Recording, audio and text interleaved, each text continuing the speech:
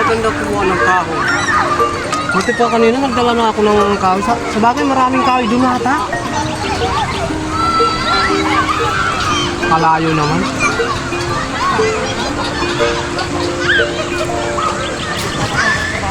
Doon ako kukuha ng kahoy. Maganda pala talaga pag naligo dito, no? Ganda, oh. Ganda talaga ng view. Kukuha muna ako ng kahoy para may magluluto pagsayang.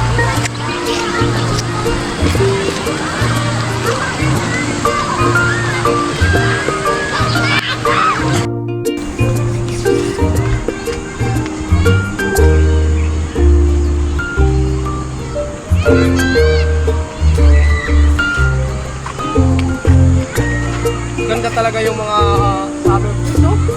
Yung pala ito pala sinasabi nilang summer place. Malaki ng mga bato. Oh! Akyatin ko nga. Ay! Ganda, oh! Ay! Kuha pa nga ako ng tao.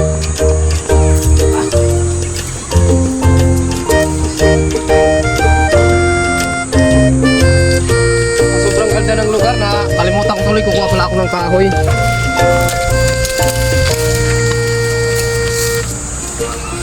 Ano tayo dito? Lalim.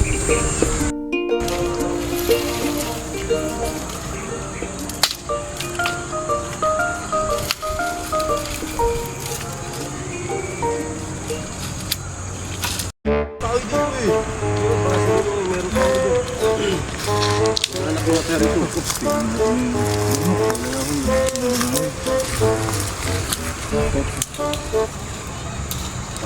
Sabihan na, kunin natin kahoy, sabihin natin sa atin yan. Sabihin natin dito, nangyari dito.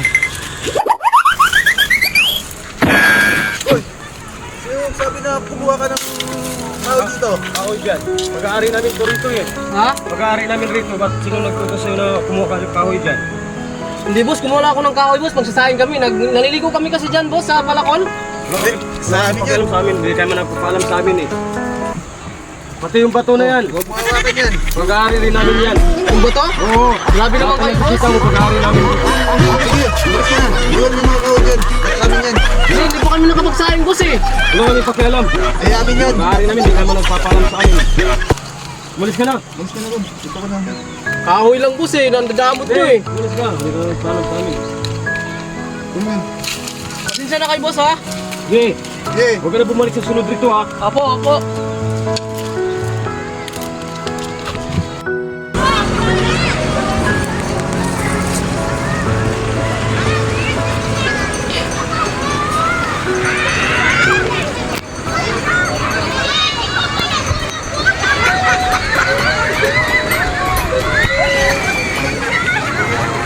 Kukuha ng kahoy ito. Bawal pala manguha ng kahoy dyan.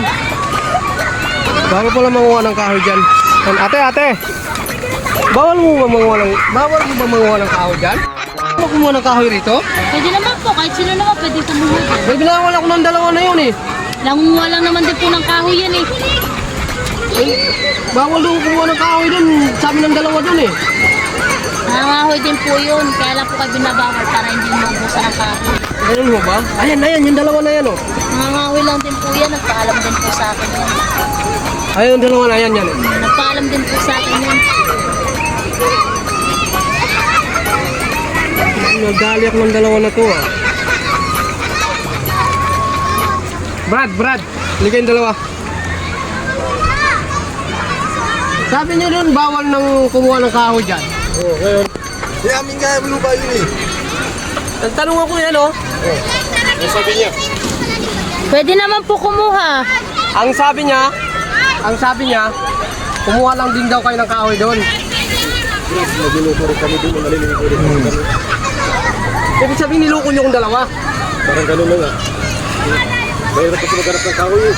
Ikaw yung may sabi, pati bato, pati yung bato, sabi mo, pag-aari yung bato. Ibig sabihin, lalaki ng mga bato na yan. Yan, gaya nun. Kaya mo pusanin yan?